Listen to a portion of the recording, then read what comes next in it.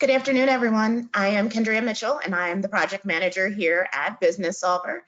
We're just going to give a couple of more moments to allow the attendees to continue to join before we get started. So we're going to go silent for just a few more moments, and then we'll get started here shortly.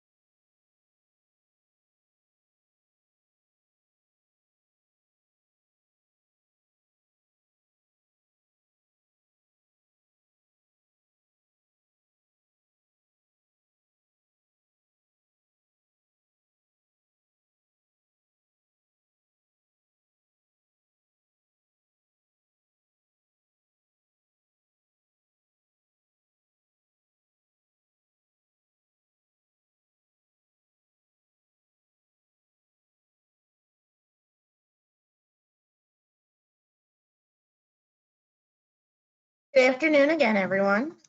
It looks like we've got a nice amount of team members who have joined, so we'll go ahead and get started.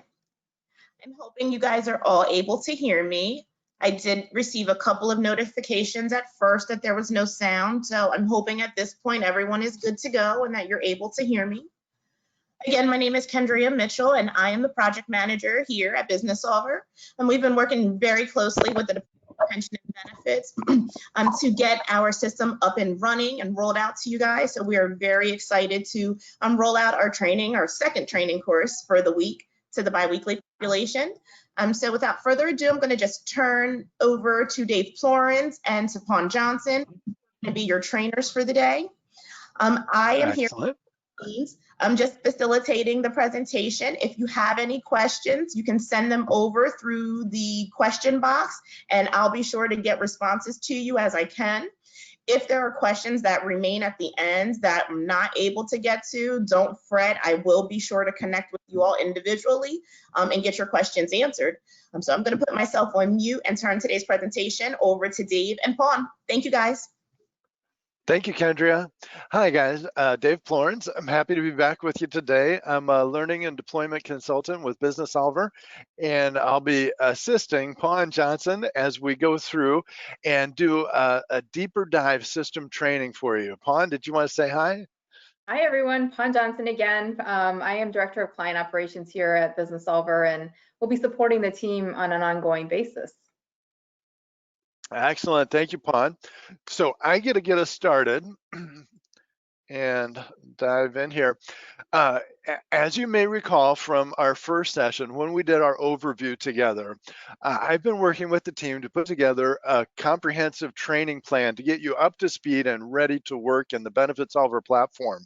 It's a three-phase plan where the first phase was to view join us for an overview of the system, and we completed that 2 weeks ago. Then phase 2 was to complete online training in the Benefitsolver series. We had a series of videos for you to watch. I trust everybody had success getting through that. If not, I would encourage you still to go back and do that. We're recording this session. This session is going to make a lot more sense after you've completed the, after you've completed the online training courses in Benefitsolver. And today we're doing phase 3, which is a state of New Jersey specific deeper dive into the actual tools that you'll be using in the Benefitsolver platform to administer benefits. I'm really excited to get started. As we do, I want to begin by revisiting the question of how is information getting into the platform? Now, today's session is specifically targeted towards biweekly biweekly administrators, employee groups. And so for this session, if you're monthly, you're still welcome. But for this session, we're focusing in on this group that is receiving information through the employee data warehouse. For people who have traditionally used the employee data warehouse as your official repository of of employee information, you're still going to have that as the official source for some of the information. We're going to take a census file from that repository, from that data warehouse, and import it into the Benefitsolver platform here in the middle. Now, on that import file, we're going to see information like employee demographics, their location, their age, their spouses, dependents, employment information, date of hire and employment status and changes. What we're not going to get on that file is their election information, their medical, dental, vision choices, because Benefitsolver is going to be the system of record for those elections. So we're going to take the information from the employee data warehouse, import it into Benefitsolver, and use that as the basis for setting up the entire program for people to make their benefits elections. As I mentioned last time, it's a rules-based platform. So once we know where that employee is working, what their role is, we're going to have the rules built to control what benefits they'll be allowed to elect, when they can get in, and all the details of any documentation they have to submit. So all that's going to be handled right in the Benefitsolver platform. Okay, the exciting thing is to get in and start looking at the tools. And for this, I'm going to ask Pon to jump in. Pon is going to demonstrate for us how you use the dependent verification and event verification tools in the system to manage our document processing. So Kendria, if you will switch over and make Pon the presenter.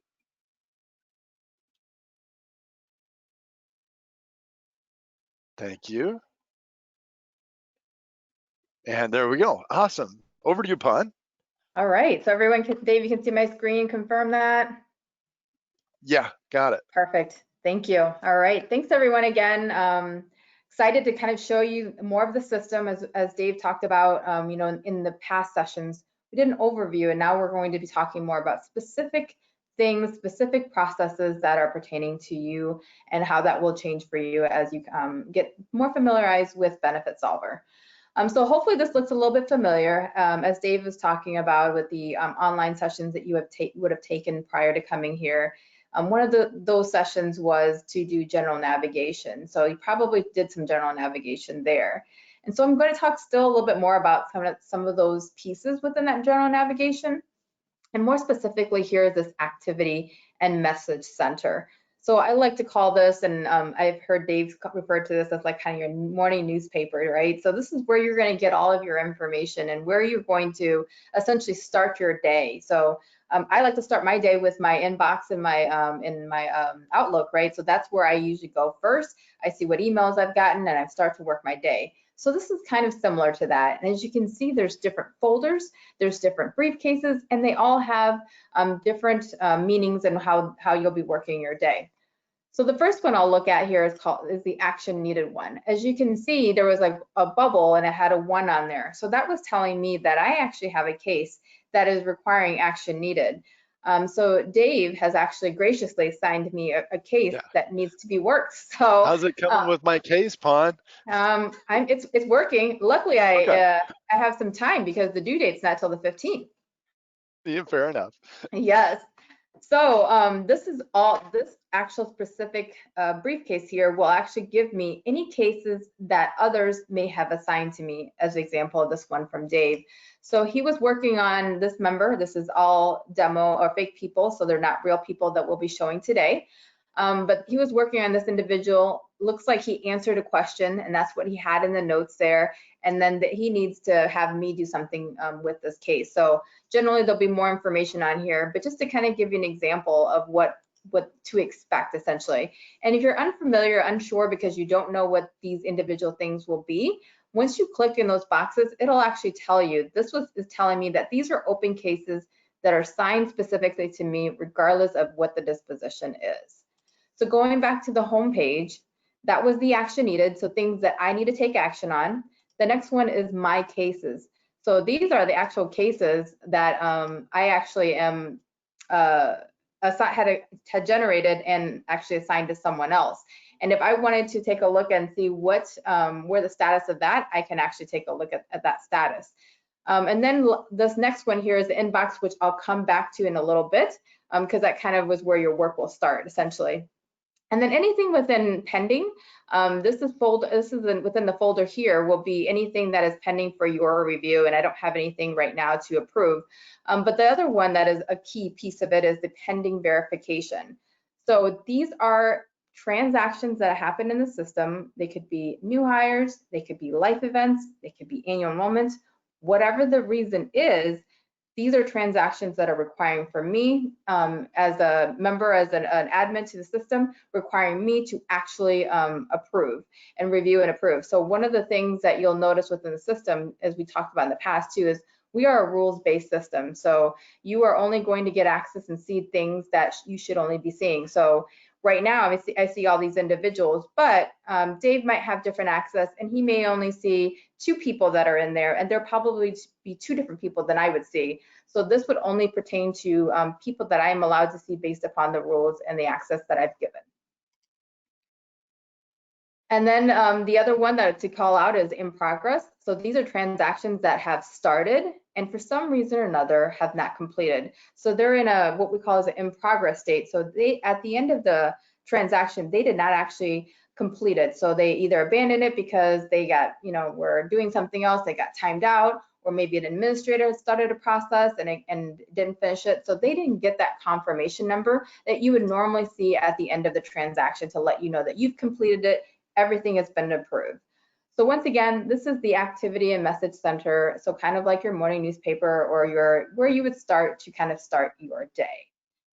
So the one thing that I didn't go over deeply was this inbox. So this is where all of those documents that members have gone through the system and did enrollments and have now uploaded their documents.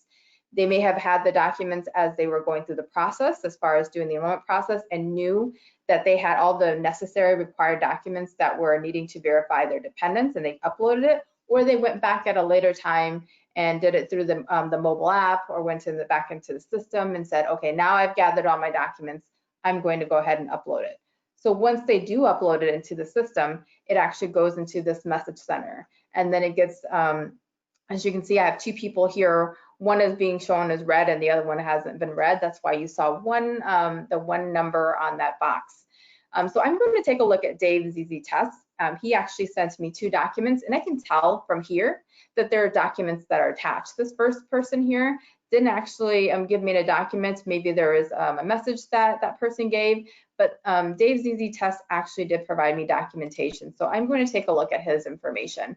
And so for the most part, when you're reviewing these documents, you're not for sure of who they're adding on and what dependents documentation is required. So more than likely what you're going to be doing and what we recommend is going through this at the beginning, attaching all your documents to the member's records and reviewing at a later time. So easy enough, there's an attached to case. So every single time that a member goes into the system and does the enrollment, and there's a verification that they need to do, and a case opens up. And within that case, as you guys saw, that one case that that Dave assigned to me, within that case, they will actually have a due date as far as what when the due date of the documentation is needed, and all of that information, and it's open, it's an action item. And what I can do is attach these documents to that case to be reviewed. So I will attach the case. And like I said, easy enough. And I will be able to find that this is the open case that was created when that member went through the process and did their enrollment. So I will assign it to that open case. And what I want to do is assign it to myself because I will be the one that's working it. And then everything else I can pretty much keep the same because I'm not actually doing anything else with it, but just assigning that to be worked for me later and assigning the documents that was provided within the actual message center. So I'll go ahead and attach, and then we'll be able to go ahead and take a look at Dave's easy test here. There he is. And then we'll be able to see that he does have a Post-it note, so that tells me that he has cases. And this is the case that I attached those documents to. So you can see that he told me that here's attached as my documents to verify my dependents, and then there's the 2 attachments that are attached to there. So you can see that all I did at that step was just take what Dave already submitted and attach it to this record. And there will be situations that you may have more than 2 cases open. In those situations, you will see it was a new hire and they're also in their annual enrollment process. So they may have gone through their new hire and then right away into annual enrollment because open enrollment and annual enrollment is happening at the same time. So there could be 2 cases open because both of those events require verification for their PINs to be approved prior to being active.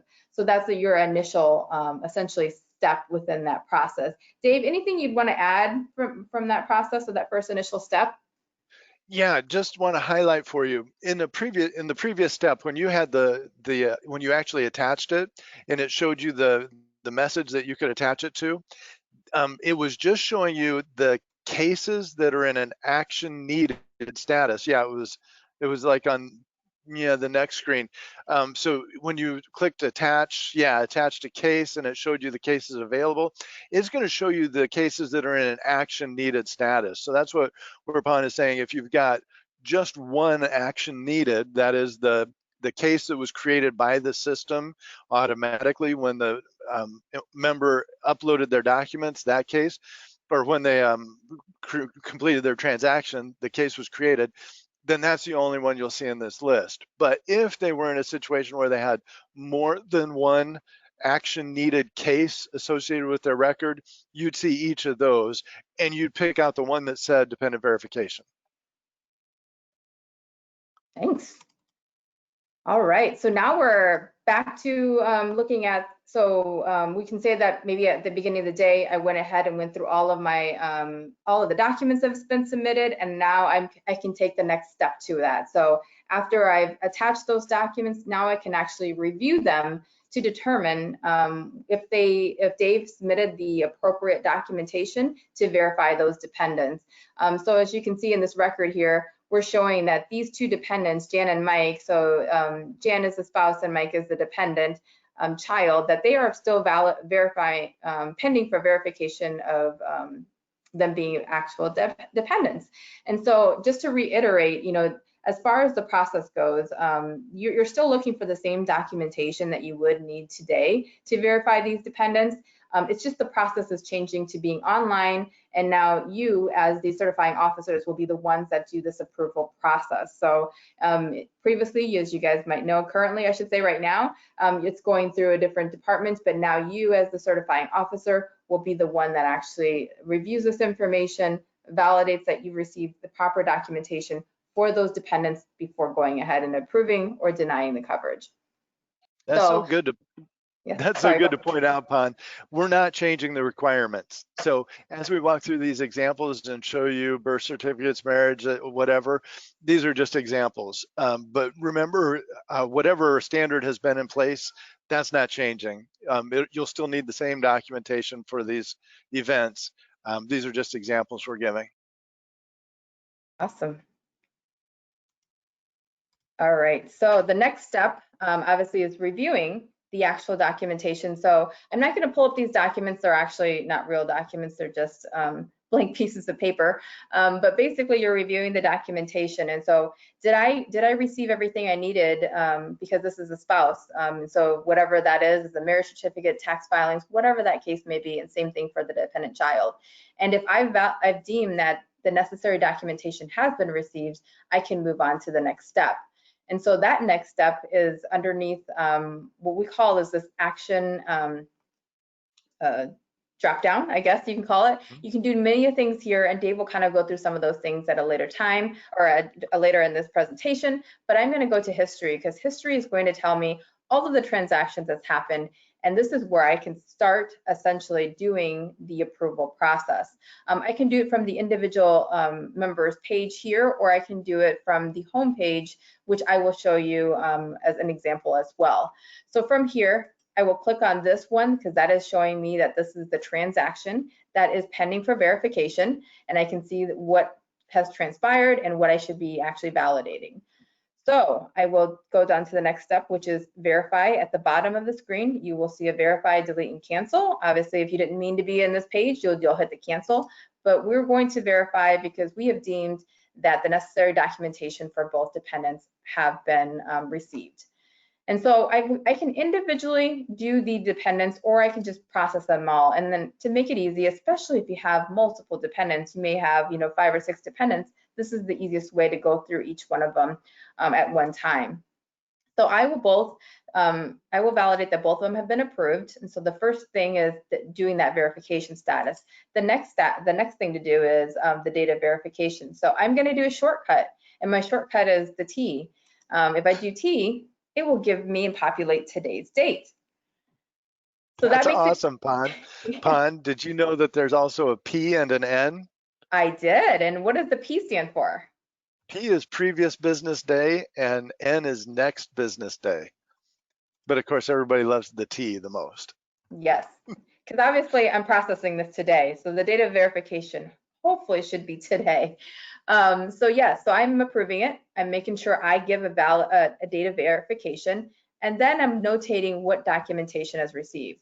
Once again, just to reiterate, the requirements have not changed. So you will check all of the necessary documentation that you've received, and then you will go ahead and approve the transaction.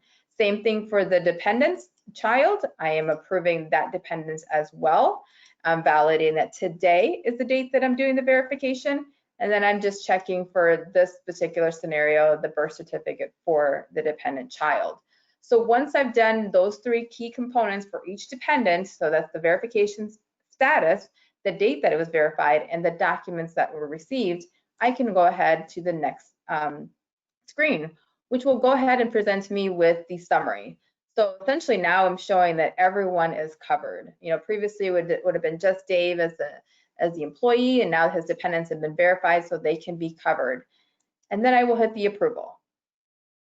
So from there, I can go back to Dave's record, and I can see that his dependents have been verified as notated in this dependent section. I can see that I did it today as far as the data verification. It's an approved status and the documentation that has been received. And now you'll see that the pending verification red verbiage is no longer listed there for the dependents. That was awesome, Pon. One of the things that stands out to me is what you were talking about earlier when you were saying you could either attach the documents to one case and verify that case right on the spot, or you could go through and attach all your documents and then later come through and review all the documents. And I think what you showed us is more along the lines of, hey, attach the documents first, then come back and do that. Will you speak to that, the choice that you've got there? Yeah, from the message center piece of it, you mean? Right, yeah. Yes. Yeah, so you can, as going back to the homepage here, I could just work the whole process within the inbox.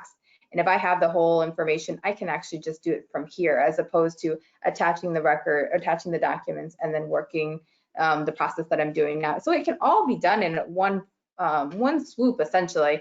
But generally, most people don't realize, what's pending for that person unless they knew that was coming in. They knew the documentation was being received that way.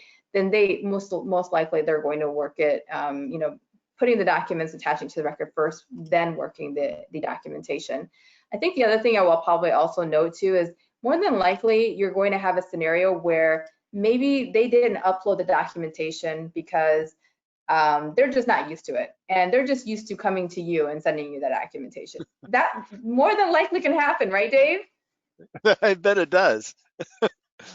And Dave will kind of talk a little bit about this later, and he'll show it when he goes through Case Manager a little bit more. But essentially, you can do the same thing as the member could have done, obviously not through Message Center, because you as an admin have access to these cases. You can attach those for them, scan it and attach it for them. But you know, in the world that we live in right now, most people know that they can probably scan, take a picture of the documentation, upload in their mobile app, so it should be pretty easy. But not ruling out that more than likely you'll have at least 1 or 2 people that will come to you with those documents and want you to validate them that way. Awesome. All right, so obviously what we've done now is we've gotten the documentation, we've reviewed the documentation and processed the transaction. The next thing we need to do is update our case notes here so that we can basically, if Dave comes in here and wants to check out this employee status, because maybe Dave got a call and wants to know, can you tell me Dave's ZZ Test status? Has he been approved and who did the approval? He'll be able to easily see that because he'll actually be able to come and see this information within Case Manager. So now I've processed it, and now I'm going to update the case to reflect what I've actually processed. So now I can move the status from an action needed to a resolved, and not going to change the due date, not changing to who it's assigned to. I'm going to do the note as it being the source, and I'm going to add my notes that I approved, dependents, and validated documents. And then I can add, you know, whatever I need to add on here, but essentially making sure that I note clearly and specifically so that the next person that comes and reviews the record, they can quickly see that I've done that approval and there's no other further action needed. So I will close out this case. So you no longer see that exclamation point, and this is considered resolved, so that if anyone, other admins wants to take a look, they can. So obviously we've done that step now, is documenting that so other admins can see it. Now we actually have to do the final step, which is notifying the member that their documents have been approved. So within the action again, the other place I'll go to is documents. So this is a quick search, as you can see. I could easily go and do the scroll down and find documents, or I can do the quick type and I can find that myself that quickly as well. So within documents, you will see here, and we demoed in the overview session, that these will show all the documentation that may have been sent out, or maybe we may have received for this individual. And so this is also where we can create emails or documents that need to go back to the member. So in this scenario, I'm going to be creating a document because I need to notify Dave that his dependents have been approved. And so because I am in Dave's record, it already knows that, and so I don't need to actually select a member. So this top part asks me to select a member. I don't actually need to do that because I was already in Dave's record. Now, if I was creating this brand new without being in an individual record, I would need to select individuals, whether it be one individual or a group of individuals, before creating that document. Then the next thing is looking for the actual template that we already have. And so one of the templates on here is important. Your benefits are approved. Obviously, you saw the other one where it said important, your benefits are disapproved, and we'll talk about that when we do the disapproval as well. But this document is basically very generic. It lets them know that their benefits have been approved, but it does refer them and have them come back into the system so they can actually take a look at their own individual record and make sure that they it all aligns with what they expected. So when Dave ZZ Test gets this email, he'll come back into the system and then validate that, oh, my dependents have been verified, and it's exactly what I would have expected. And so this will automatically default to run for 6 p.m. We can uncheck that, or we can just go ahead and let that work. And this will always be sent as an email. So we are capturing emails as members are going into the system. So if those members that we're not getting emails for them, they will have an opportunity to put an email into the system as they enroll, so that we can send them an email for a future. And so then once you've done that and checked that, you'll just hit the create, and it will automatically create that email to be sent to the member on the email that we have on file. So that is the last step, to be able to make sure that the individual is aware that those transactions have been approved. So Dave, do you want to do a quick recap of those steps? Yes, I do. I was just going to say, so Pon has shown us 4 steps that you'll be doing in the system. And I think the first one was attaching the documents to the case. So for this one, she went to the My Inbox tile right there. She clicked on that and opened it up, and she saw in here, we've dealt with them now, but when employees complete a transaction that requires dependent verification, they're going to get that notice. Hey, you've got to submit documents to be verified. When they do that, that message, whether they replied to a message, whether they took a picture and uploaded it, that comes here. And specifically for the employees that Pon can see, she's going to get those documents. She opened up that message and did the attached document to the case. It showed her all the action needed cases, including the one that the system generated when they did that transaction. She just attached the document to the appropriate case. So yeah, super. That was step 1. Then she went back. Now at that point, if she had, here she's in her message center, if she had 8 of them, I think what Pon was saying, if it was her, she'd just attach all 8 right there. She'd go through 8 messages, attach them to the cases, boom, boom, boom, boom, boom, write down the 8 of them right here. Then she'd take a coffee break, and then she'd come back and do the actual review and verification of documents as a batch. That's your preference, and I think that's a good way. I think that's how we handle it internally. So the second thing she did was she went in to actually review the documents and approve them or disapprove them. There's kind of a little counterintuitive thing here, at least I think it is, and that is when you go to open the transaction to do the approval, disapproval, Pon showed us how you went through the action dropdown and chose the history menu item. It's the second one down there, history. That's where you go to review the transaction. So Pon, if you want to open that. So this is step 2, review the documents. And she just found the transaction. We have, right now we've already approved it as verification complete. When we saw it the first time, it said pending verification. She opened that up. Oh, are you going to show us a live one? Yeah. Sweet. Are you going to do the disapproval? Yeah, I'll do that in a second, but yes, I was just kind of So she's going to get in, she's going to review that transaction. It's at the bottom of that transaction that is the verify button. So that was the second step. She went through the whole verification process with all the drop downs and the making sure you get the 3 things. Then the third thing she did was she closed the case. So it's right now it's an action needed case. This was a system generated case. We attached the documents to it. Now that we've reviewed the documents and updated their status, she's ready to resolve the case. And so she just add a note, change the status, put in, type in a little message, hey, reviewed the documents. Okay, that's step 3, is close the case. And then step 4, notify the member. And for this one, she went to documents, and she always does the shortcut. I always scroll, but she does the start typing the word and it takes you to it. So she went to the documents, and within documents, she clicked create document. Now, because we're already in this employee, in their record, the system knows who you want the document to go to. It goes, go to the document, go to the person that we were just looking at. So from the document dropdown, she would select the appropriate message. She started typing important and picked the approved, and there's a disapproved right below it. Filled in the fields, maybe change the checkbox, hit create, boom, that message is gone. She's ready to look at the next employee. Okay, thanks for letting me jump in and do that overview of the 4 steps. I think it helps people to see it again. Where were those? Where was that button again? So excellent. Go ahead. Thank you. Yes. And so the caveat to kind of our process that we showed you would be for birth events. We know that that's more of a sensitive time frame as far as making sure that those new children, newborns, are covered timely.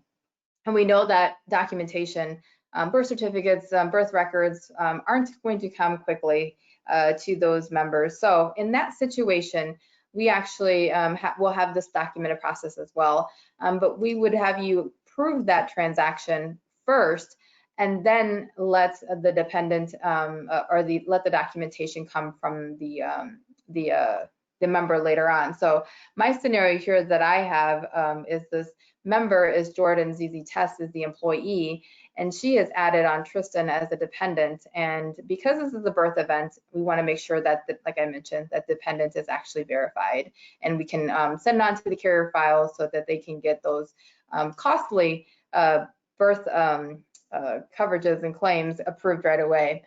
So obviously, it's asking me when do I want to, consider this as a verification date as being verified, and I will always put today's date, shortcut with the T.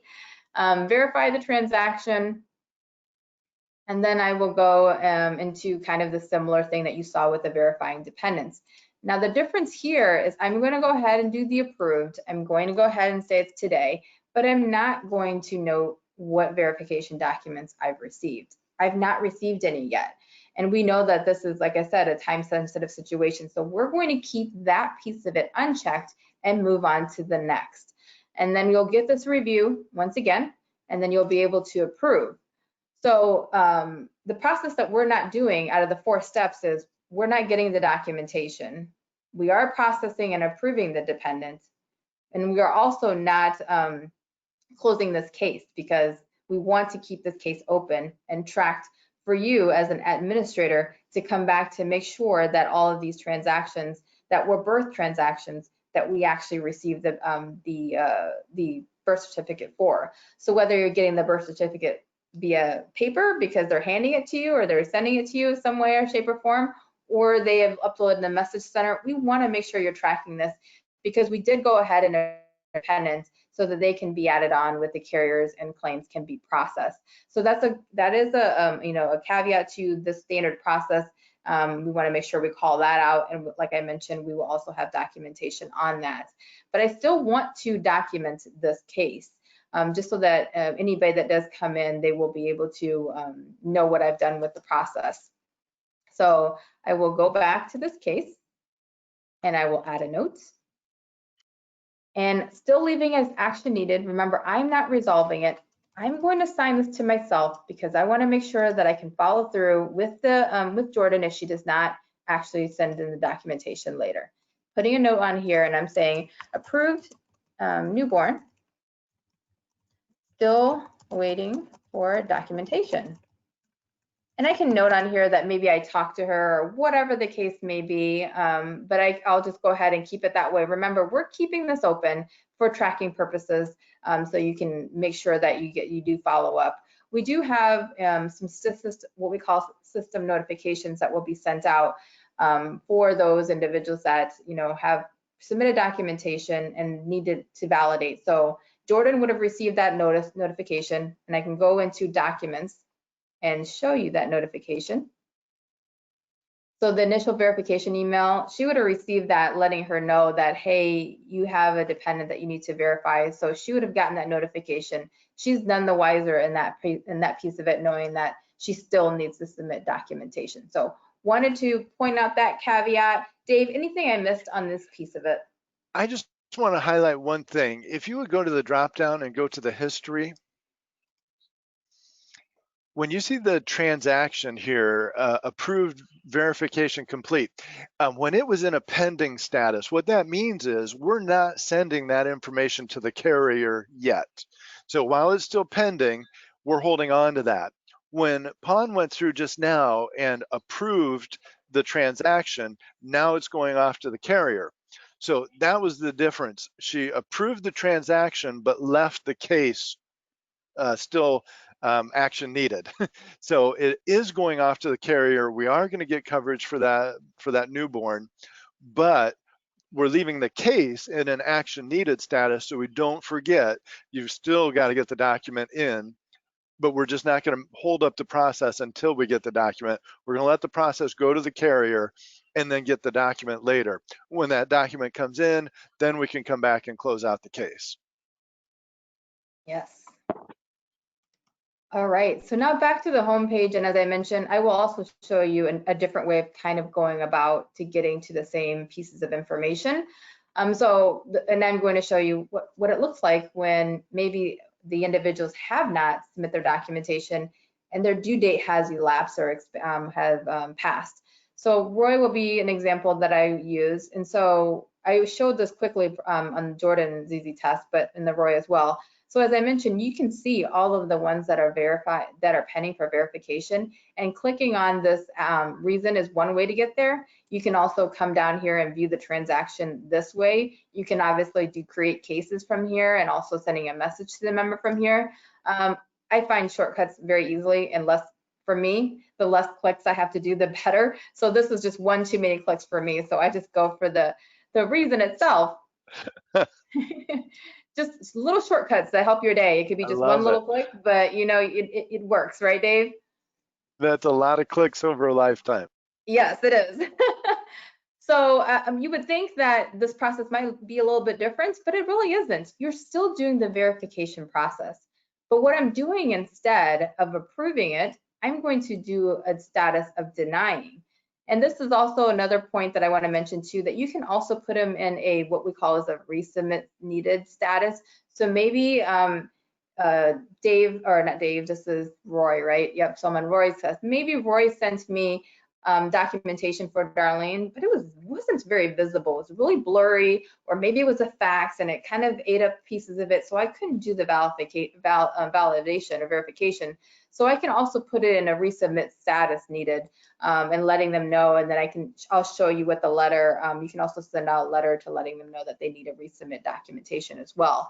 But for this specific example, I'm going to do the denied status, obviously the denied date. I'm going to do today because I'm processing it today, and also why I am doing the denial. And I'm going to put in the insufficient documentation. So I didn't receive documentation for Darlene, therefore I'm not approving her transaction to be approved. And we will work these based upon due dates. So as due dates come and go, we're pretending that the due date for the documentation has come and gone. And so now I'm going to go ahead and deny coverage or remove this dependence and do the validation as being denied. So I can take a look at the review again, and I can see that Roy is the only person that's on coverage, and do the approval. So that part doesn't change. So the only part that really, of the four-part process is you never receive documentation, so you can't go look at there. You're processing it, and you're processing as a denial, and then now updating the case notes. And so this is the case notes that's currently open.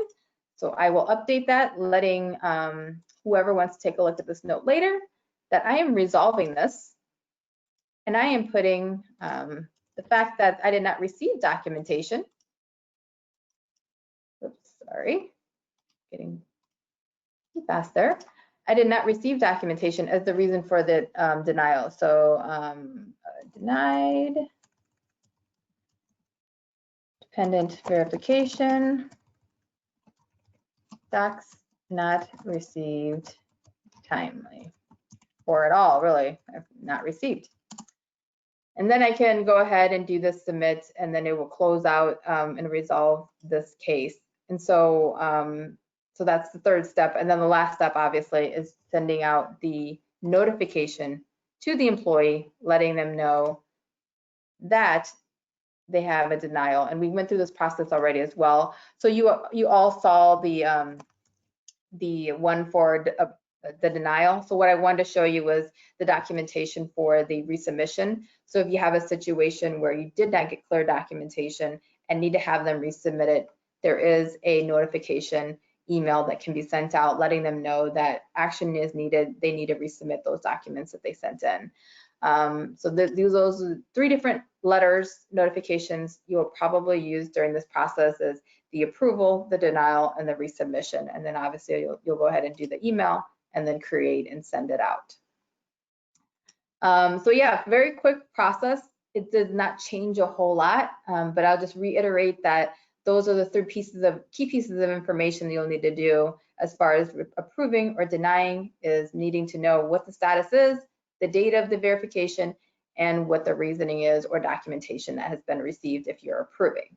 So pretty simple in that manner. But everything, like I mentioned, it will all start from this activity and message center as you start off your day. So Dave, anything I missed here, or are we good to go on to your next step?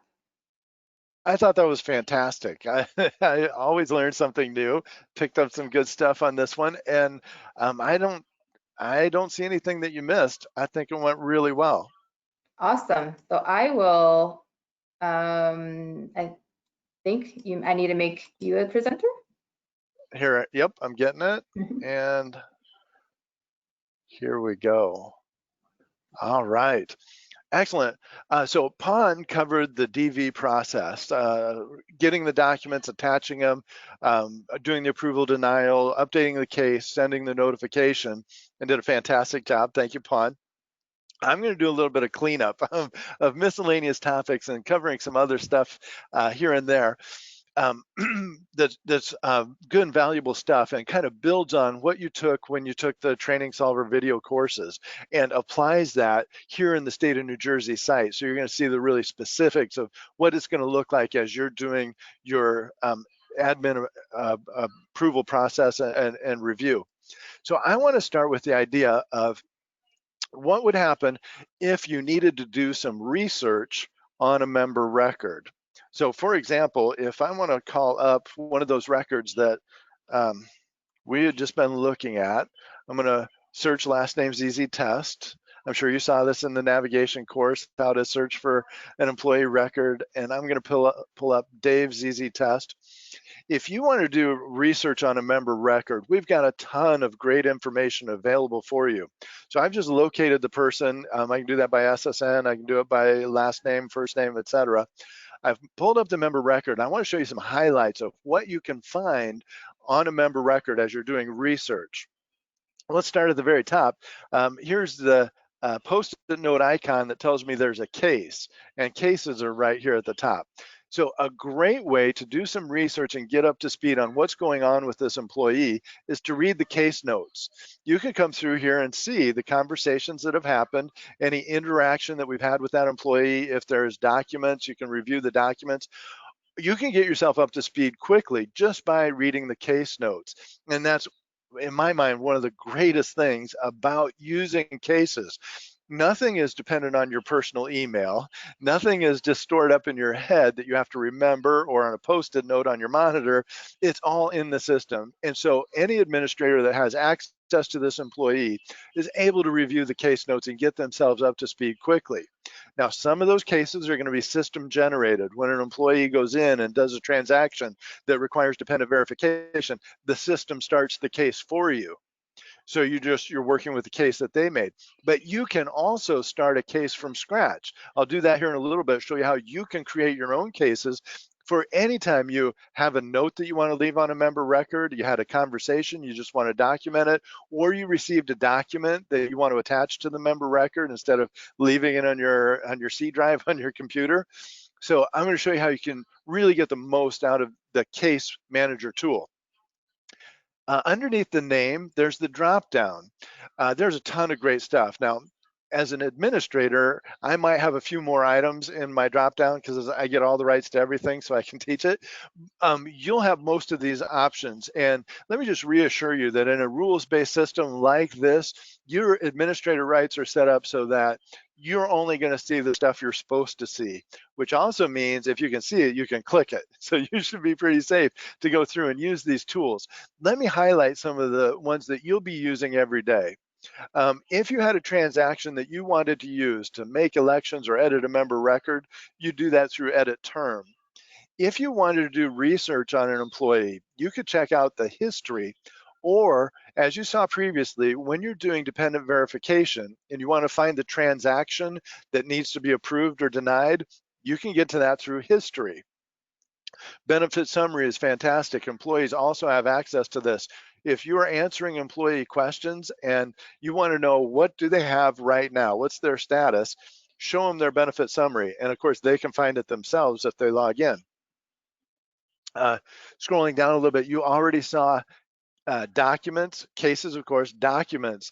Pon showed you the list of documents.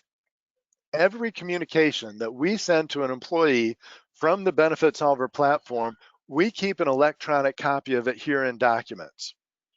So if we sent them a paper copy, an email, a text message, a something, a message to their benefits message center, we keep a copy of it here in the documents. So if there's ever a question of what did we tell the employee or what did we send them, or they come back and say, I never got it, you can go in, find the document that we sent, see when it was sent, who sent it, and actually get an electronic copy of that document and send it to the printer and give them a paper copy, or email them an electronic copy of that and say, well, here it is, here's when we sent it, here's what it looks like, and here's a copy for you now.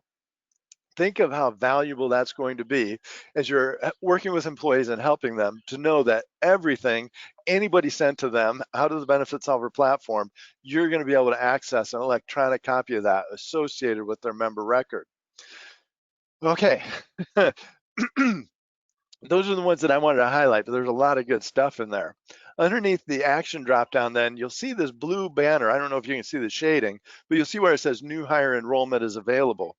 Anytime there's an employee is in an enrollment window, it's going to give you a quick reference right there to let you know they're in that window and how many days they have left. And we do that this way because so many of the questions we get are, how long do I have to enroll? So if you can find the member record, you can tell at a glance, you're able to enroll as a new hire through October 29th this year. Same deal if it's annual enrollment. When we open up annual enrollment and the employees have until such and such a date to make their election, that's going to show up here in a blue banner as well. It'll say 2021 annual enrollment is available through, and then it'll show the appropriate date. Okay, super at a glance. Scrolling down a little bit, you'll see all the information you would expect, personal information, employment information. If you have access to compensation information as an administrator, you'll see it right here. Again, these are all fictional employees that we're looking at today.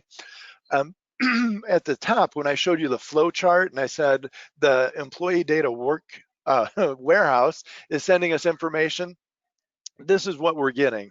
It's coming through in personal employment information, etc.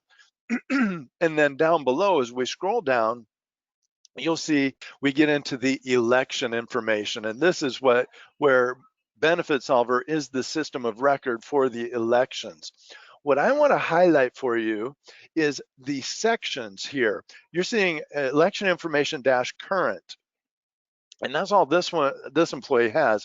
I'm going to show you, I could have called up Roy in advance. Actually, I think it was a different one. I'm going to show you, let's look at Jordan. I think there can be, nope, she's got resolved. There can be multiple sections underneath this. Apologize, I can't remember who my example person was. Jim might be. Nope, Jim doesn't have any elections. Pawn, do you remember who I called up?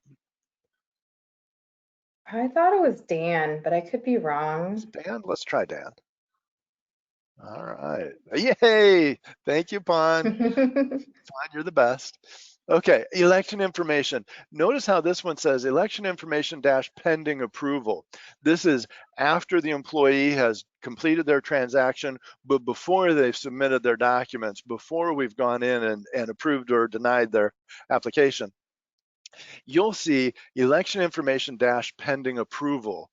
And you've got medical, prescription drug, dental. And then the next section, election information current, medical, prescription drug, dental. So you have to pay attention to the sections to know exactly which election you're looking at, because you might have election information pending approval, election information current, and during and immediately after annual enrollment, you'll have election information dash future. So depending on what is the status of that election, you got to pay attention to these headers on the section. What's great about this is if you ever have a question about, well, what does the person have now? You can just look at their benefit summary. I'll open this and you can see this is going to tell you and tell the employee can see their benefit summary. This is going to tell you exactly where they stand right now. It has two sections and they say the exact same thing that we just saw in the member record, but in a nicer format, pending approval and current. And so you can see, view details and see exactly who's pending dependent verification, what their status is, what plans they've got, all that detailed information about what has been elected is available right here in the benefit summary. During and immediately after annual enrollment, you'll actually have two of these. You'll have one that says benefit summary like you're seeing now, and then right underneath that, once we've made some future elections for the upcoming plan year, you'll see a 2021 annual enrollment benefit summary. And that's going to show you the elections that the employee has made for the upcoming plan year. And again, the employee is able to access that as well. So if there are questions where the Dan's Easy Test comes in and says, okay, but I went through and made elections, and then I went back in and made elections again, and then I went in a third time and made more elections, so what do I got for real? I would immediately go to the benefit summary, because what you see in the benefit summary is the current status of what has been elected and what they're going to get.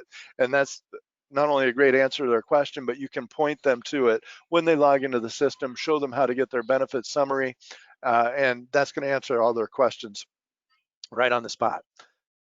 Okay, we're talking about how to do some research on employee records, and I just showed you the sections of the record, but I want to talk about diving even deeper into the history of what has happened. Now, because we're new on the Benefitsolver platform, I don't have a ton of transactions to show you, a ton of history to go back years and years.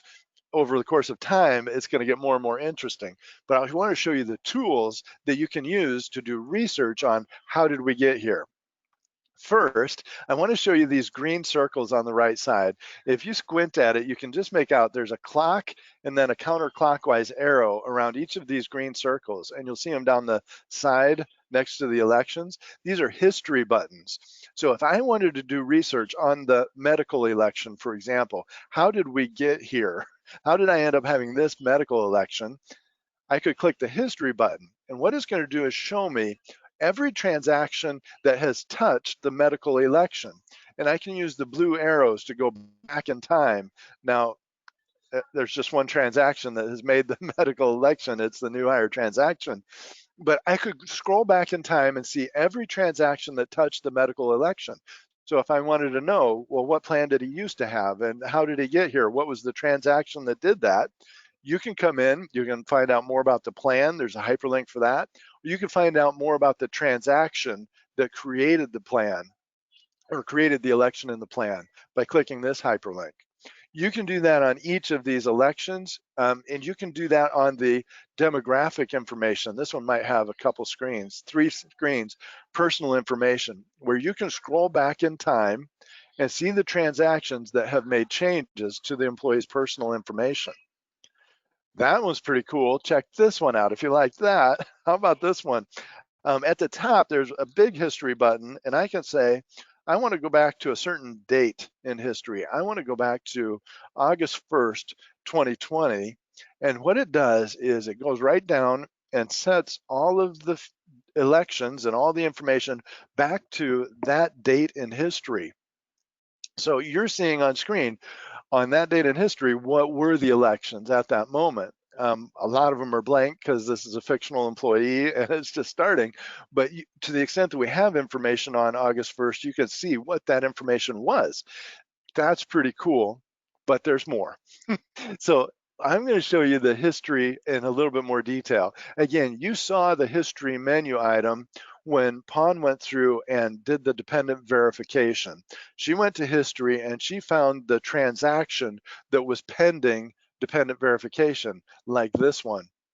But you can find all of the transactions that have touched this member record through history. And the tools here are really pretty easy to work with.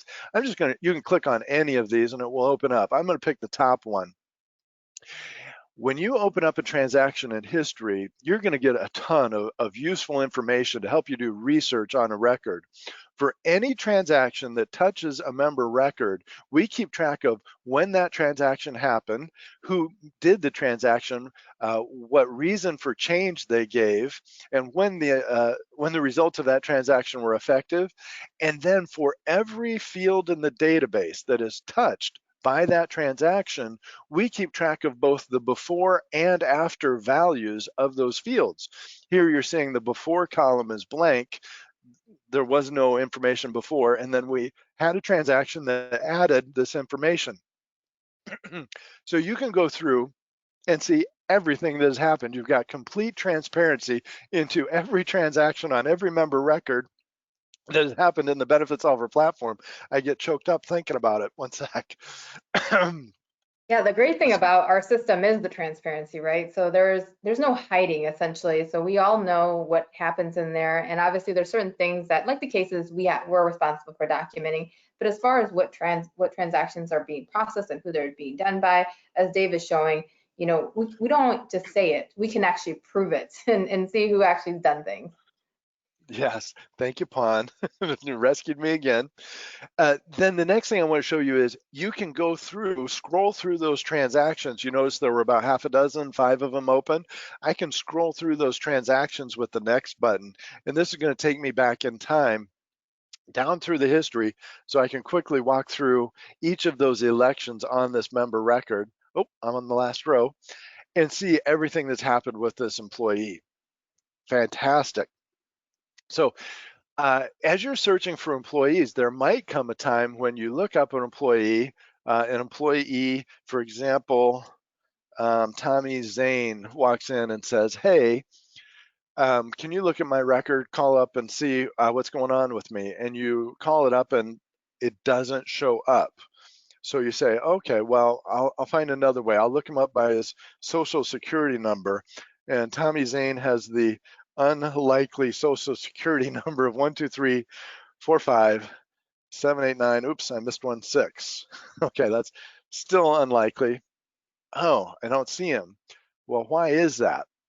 There's a couple things that could happen that you wouldn't find a member record. One possibility is, as an administrator, your rights don't allow you to see that employee. So again, administrator rights are set up so you're only seeing the employees you're supposed to see. If they're in an employer group that you don't have access to, you won't see them. Second thing, that you might not see them yet. Because we're doing census files from the employee data warehouse, it may well be that their employee record has been started in the employee data warehouse, but has not been transferred by census file over to the Benefitsolver platform yet. So that could be a case that it could just be waiting to come in. Or if you're joining us today, even though you're in the monthly group, it may be the case that you've not yet created the employee in the Benefitsolver platform. In any case, if you're looking for a member record and you have concern because the employee is standing there staring at you and you're like, what do I do? You can always go to the panic button page. For example, here we've got the instructions. My employee isn't in Benefitsolver. So what do I do? Here's the instructions on what to do. My employee doesn't have coverage, instruction on what to do. And we'll be filling out more of these as we go. But here's great information available to you. In fact, speaking of great information available to you, I just want to highlight some of the resources on the homepage. We've been showing you the certifying officer help, and we got great information coming in. For example, it's not all built out yet, but this one is pretty cool. The guide to assessing employees loading documentation, assisting employees loading documentation. There's a hyperlink here, which I took the liberty of opening up in advance. And so I have it open in this tab. This is the kind of great information that's going to be populated throughout that tab widget. So you can already come in and explore. I'd encourage you to come find that document if you have questions about assisting employees loading documentation. Review that document and also keep coming back as we get more of these tabs populated. It's going to be full of great practical information to help you with questions that you have as you're performing your administrative responsibilities here in the Benefitsolver platform.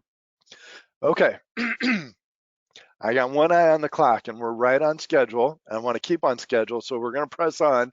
I promised you I was going to show you how to do case notes. Let me show you. I'm going to call up everybody with the last name ZZ Test. We've got a few fictional people out here. Excuse me. A few fictional people out here. At a glance, you can see who's got cases associated with their record just by looking for that yellow Post-it note icon. Any member record with the yellow Post-it note, that means they've got a case already created. And if they've got this red circle with exclamation point, that means the case is created and there's an action needed case on that member record. I'm going to go down to Jim's easy test. He doesn't have a case yet. And I'm going to show you how you could create a case on a member record. Here, you'll see no cases. You can create a case on a member record if you want to attach a document, if you want to record a conversation, if there's some issue that you need to work over time, you need to remember and not forget that this has to be done. Creating a case is a great way to do that because other administrators who see Jim's easy test will also be able to read the case, and they'll also be kept up to speed on what's happening. It becomes his permanent record, so to speak. So I'm going to click on the case, and this is the briefcase, not the book. I'm going to click on the briefcase, and it opens what we call the slider widget. I absolutely love the slider widget. What's brilliant about the slider widget is, and pardon me, I've got my little interface in the way, click that out. What's brilliant about the slider widget is, I was going to do eligibility and we'll just do this one. I'm just picking one at random. What's brilliant about this is the slider widget will remember all of your data for an hour. So if you're working on creating a case over time, the slider widget is great because you can get it out of your way. So if you start working and then you're like, oh, I need to do some more research on the member record and I want to see the whole screen, I don't want that thing in my way, you can just open up and do your research, and then your slider widget still remembers all your entries. So this is so helpful when, in practical terms, to be able to get that on and off your screen, and it will remember what you've worked on. You can create a case then, and the most common settings here, a lot of different settings, but the big ones are action needed. This is going to leave the red exclamation point, and it's going to put it on your home page and in your morning newspaper, activity and message center, reminding you that you've got to do something with this. Or you could mark it resolved. Now, in the previous class, I sent one to Pawn and made it action needed, and she still hasn't got it done. So I don't know, Pawn, but I'm going to send her another one. Thanks. And clearly I made a mistake when I set that due date way out there. This guy. Yeah, because are they defaulted, Dave? Is the due dates defaulted? They are. I believe you get 7 days. Is that right? Yeah. Yeah, nope, that's way too long. I'm going to need this pronto. And then I'm just going to say it's a note, and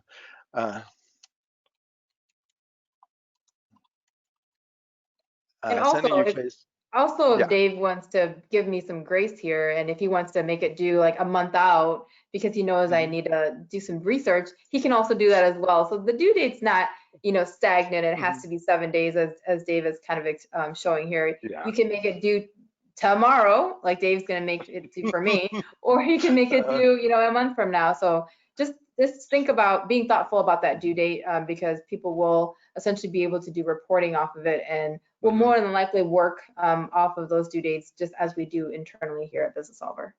I can't believe you begged for more time on a fictional case, Pawn. That's okay. I promised you that you could upload documents, and it's super easy. You would simply come down to upload document, use choose file to navigate to find that document. It's going to take a moment. Oh, I have to choose file here because you could do a website. File, choose file. If you had something that you had scanned in, you've got an electronic copy of a document, a one-off, a thing, but you want to keep it associated with the record, don't just file the paper copy and put it away and never see it again. Get a scanned copy, attach it to the case notes, keep it associated with the member record so that any administrator, you can go on vacation, it'll still be available to administrators who are covering for you. Okay. Having got through that, I have to have answered all of the red asterisk. I think I'm good. I'm going to go ahead and submit. All right. Excuse me. This is also the way that you would do it if the member came to you specifically and said, here are my dependent verification documents, and maybe you have a scanner and they don't, and they couldn't get it. So you can also attach it that way as well. Exactly right. And so you'd have your paperclip icons that would show you the documents. You could see, because it's action needed and sent upon, I've got the posted note now, that's new, and I've got the action needed exclamation point, that's new. And when Pawn logs in, she's going to have an action needed case that I just sent her, a circle with a 1. And when I look at my cases, I'm going to be able to see cases that I created. And that's going to include the one that I just sent to Pawn Johnson today, as well as the one that I sent on Tuesday. Still waiting on that, Pawn. So, just kidding. Okay, that's case notes. I also want to talk about reporting. Now, if you've taken the Training-Solver courses, you probably saw there's a great Training-Solver lesson out there on reporting. So I want to hit some of the 2 of the most commonly used reports and help you get a feel for how to run those reports and why you would want to run those reports. For those, I'm going to go to the reports menu item at the top. The 2 reports that I want to show you are the employee census benefit and the employee dependent census benefit. Those 2 reports. You can see them highlighted here and here, and I can click those and go straight to those reports, and that'll save me exactly 1 click because if I 2 clicks, I guess, because if I go to standard reports and then click on employee, let me just find it, employee census benefit, that takes me here, but I know Pawn zealously guards her mouse clicks, and so she probably uses this quick little shortcut I do. that takes you to that screen. Absolutely. So that's how you get there. Same deal. If you wanted to go to the employee dependent census benefit, click on that shortcut link and it loads up the drop down with the one you want. I'm going to show you these 2 that are our most popular, but there's a handful of them here that look pretty close to it. The most popular report is the employee census benefit. This one's got general information about employees and what elections they've made, and it's big. It gives you a ton of great information. We brag about our transparency. This is a huge part of it. You can run reporting to get all the info. Right above that one, you see where we've got an employee census. Is really similar. This one, though, with the employee census benefit, it's only showing you employees who have elections in the system. If you wanted to know, show me everybody, even the ones who don't have elections, then you want the employee census. And below that, I'm going to show you the employee dependent census benefit. Again, that's showing you the employees that have benefits as well as their dependents, and there's one that shows you all of the dependents with or without benefits. So let's start with the ECB, employee census benefit.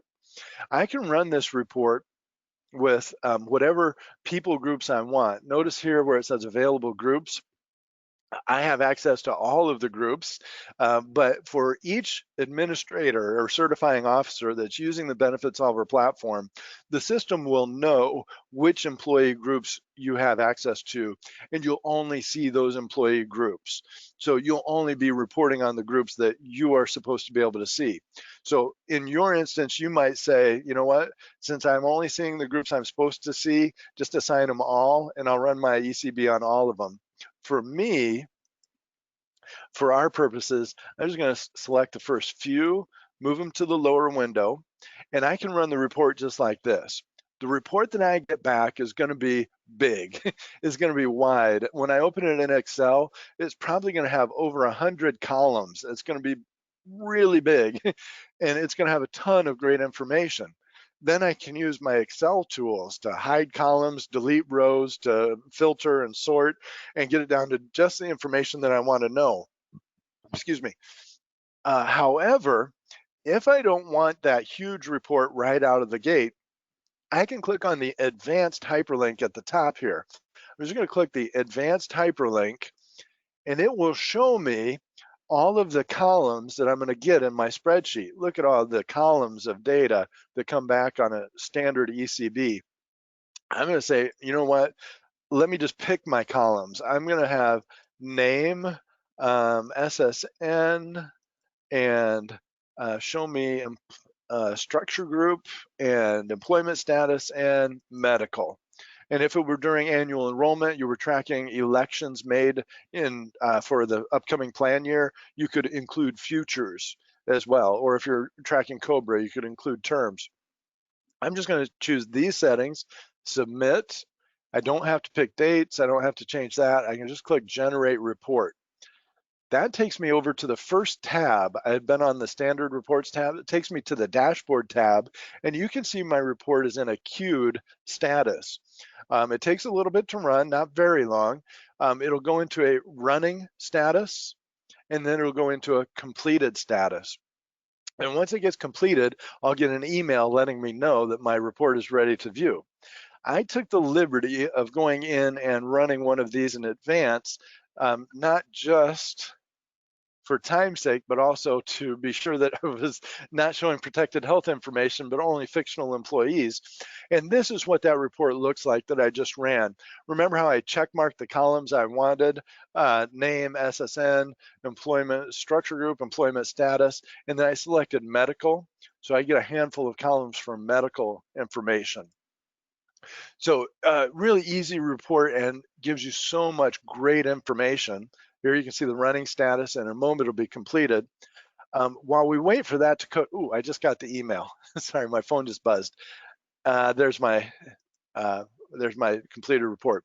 I also want to show you the employee dependent census benefit, because what you saw in the ECB that I just ran, you saw that I had one row of the spreadsheet for each employee. I'm going to pick the same column, same information here, medical, and submit. Again, I'm going to do the first several of these and click generate report.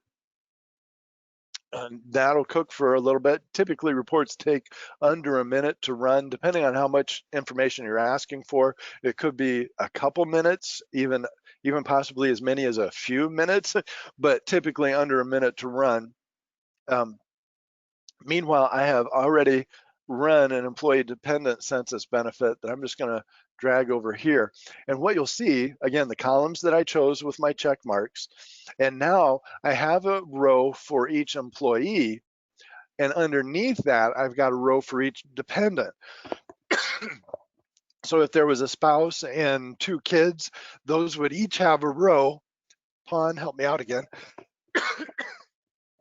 They would each have they would each have their own row, because it's obviously indicating each individual dependent. So you'll have, if you have 5 dependents, you'll have a line for each dependent that is on there, including themselves. So there'll be a lot more data definitely within this report than the other. And while I got you on the line, Pawn, will you also speak to how administrators can use reports during annual enrollment to stay on top of what's happening?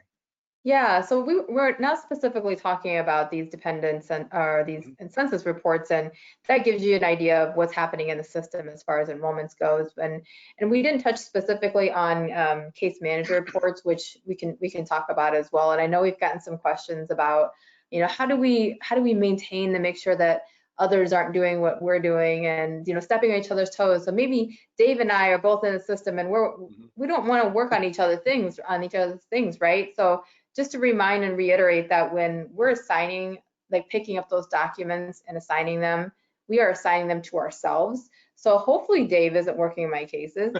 Right. If I'm assigning it to myself, I should be the one that works them, but maybe I'm out. So then Dave would be working those cases for me. And there is reporting that we have in the system that we can get out of the system to see what all cases are out there as far as being opened, who they're assigned to, maybe working by due dates.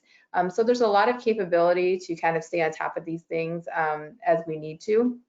But it also helps as far as from a workflow perspective, that you don't want to obviously be working on the same things at the same time. So you know, hopefully we're coordinating that. If you're in a situation where there's multiple admins, that you all will all have the same access. Maybe coordinate that as far as who's working what today. And maybe today I say, Dave, you work the message center, everything that's in the inbox, and attach them and assign them out to, you know, to whoever has the capacity to work from today. And so he can do Yeah. that assignment at that point as well. So maybe there is just, everybody will work things differently, just depends upon, you know, if it's just yourself or if there's others that will be there to do it for you. So, so just make sure we're thinking about those things. And then we're also coordinating it. But there's a lot of helpful, you know, information that we're putting together and that we'll definitely be providing you as far as documentation goes, so that you can refer to them later. So don't think that by the end of this, you need to be an expert and you need to remember everything. We're here to still help you through the whole process. And we know that some of these things will just take time to get used to, and that's what we're here for. Right. Yeah, we've worked really hard to make the process of managing these dependent verifications and member records as intuitive and streamlined as possible. We joke around a little bit about trying to save a click, but the truth is we work really hard to save clicks, to make the process really easy and streamlined and fast. And I think that as you get in and begin working the system, we'll give you additional documentation, make sure you're ready to go. But I think you're going to be really impressed with how quickly and easily you're able to manage your workload. Again, it's all right here on the Activity and Message Center. You've got great resources set up. And the platform, we've had great success with the training that you're receiving now and the documentation that we've got associated with this that you're going to get. We've seen tremendous success with people able to pick it up quickly and have great confidence in doing their administrative tasks. All right, what a whirlwind. We hit my check marks. Pon, did I miss anything? What did I miss? I was gonna say, we got all mine, and I know we have some questions that I think Kendra might have from the feedback that you would have gotten that we need to cover just to make sure we've gotten some answers today anyways. Yeah, absolutely. So I think that Panya hit most of the questions that were coming in. It seems to just a lot of people wanting to understand if multiple people are working, you know, in the same mailboxes, how that is going to work. Right. And then also, do the admins or the COs, will they get a notification when there is something new in their box, or will they need to log in on a daily basis to check? Yeah, good clarification there, because I think Dave and I have talked about it multiple times, but we probably should hit this one home. So when Dave assigned that case to me, I actually do get an email letting me know. So I have in my inbox a message from Dave, or not from Dave, but from the system that says that I got assigned a case. And so that I can go from there to log into the system and see that I have an action item needed. So the caveat and the difference there would be that things that are in the inbox, because if you think about the inbox, it's not necessarily assigned to anybody yet.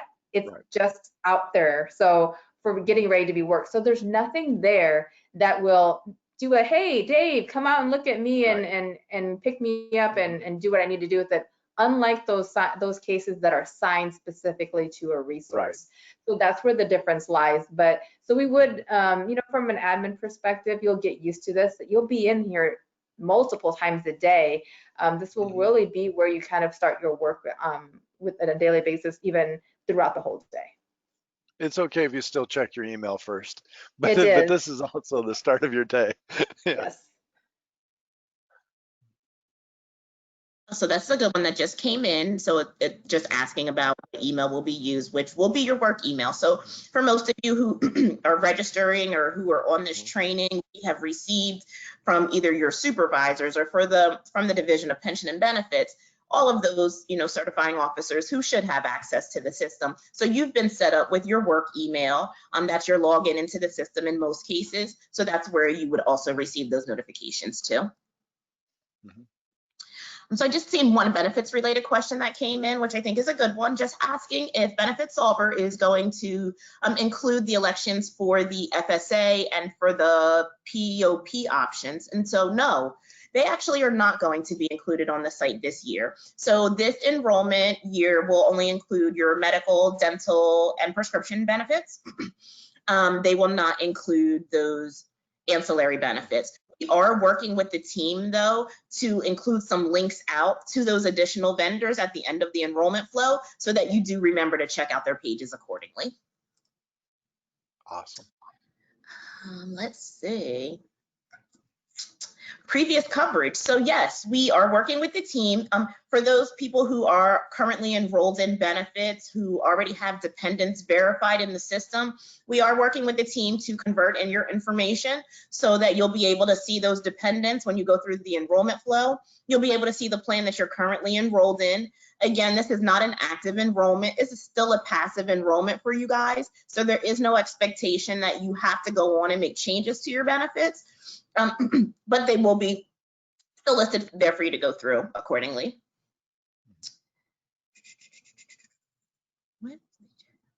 So this is a good one. When will the EDW transfer be complete within Benefitsolver? So we have been working with both the EDW team and the OIT team for the last couple of months, really working to develop, at least for that biweekly population, the ongoing census files that we're going to receive on a daily basis.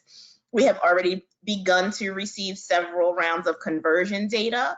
And then we, this week, got our first production file from the EDW. So that process is already in place. We'll be up and running for you guys as of 10/1. Awesome. Let's see. Oh, questions always start to fly at the end, and I have to like get them all in. Give me just a second to make sure that I'm not answering any duplications. And again, if I do not get to you guys on this call, I will follow up with you via email. My name is Kendria Mitchell, so just in case you see any emails coming from me, that's why.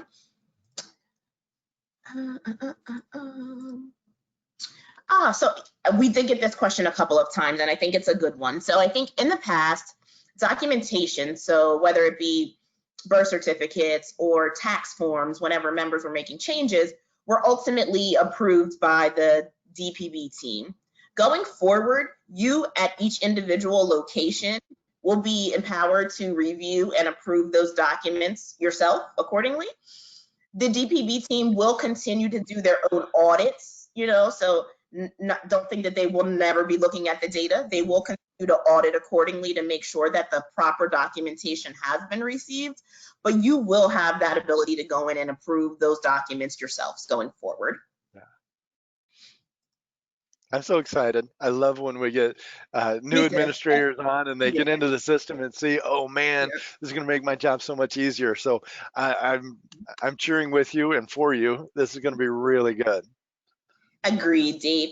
So this is another one. So if someone is transferring from one authority to another, will that transfer be recognized in the system? And yes, on the biweekly side, that is certainly a change that we're expecting to receive from the EDW, changes in employment status, going from full-time to part-time, moving payroll locations, moving RX union codes. Those are the types of changes that we would expect to receive on that census file that we're going to be getting daily, so that our system recalculates the appropriate benefits that a member is eligible for.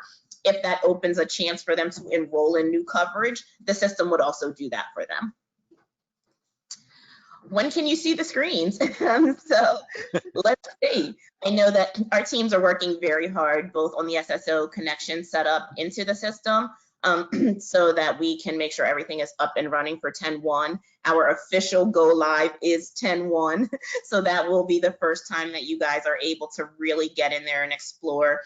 Again, for your own benefits purposes, you'll be going through your own enrollment too. So that really will be your first hand seeing the system as, from the employee side, so you'll be able to walk through what they are walking through as well. But we do go live and open the system as of 10/1. Your enrollment period is going to be your standard monthly enrollment period that you're used to. So the web will be open through 10/31. Let's see. I think we might have gotten them all answered. And again, since I know just 1 minute left, if I did not get to your questions, I will make sure to follow up with you all via email. It does not look like there's many that I did not get through, but I do get a report of all of these questions that come out. So for you guys who I have not touched base with, I will certainly get you a response to your questions. We are also working with the division to get these. The sessions are recorded. We're working with the team to get them posted to a site so that you guys always have them, to access back. And we were also going to include these videos on our Benefitsolver site as well. So on that homepage that you're looking at right now, there will be a section out there, I think either under the Q&As or the news and info, where we'll have the videos posted for you guys' reference. We really, really thank you for your participation in today's training session. Again, we know that there are other training sessions. I think this is the last one that is really scheduled for the biweekly employees. But again, we have 2 additional training sessions next week, deemed more for the monthly employers since they have slightly different process. But again, if it is just, I don't know, you want to come back and spend some time looking at the system again, we welcome you to come back. We won't stop anybody from attending additional sessions. Right. If you have any additional questions, again, put them into the box, as I will keep the broadcast open for a few moments, just so that if you do have any additional questions, we can collect them in here and I will get those responses back to you accordingly. Thank you all for your time again today. We are looking very forward to working with you all at the state of New Jersey. Hope you have a good day. Likewise. Bye, everybody. Bye.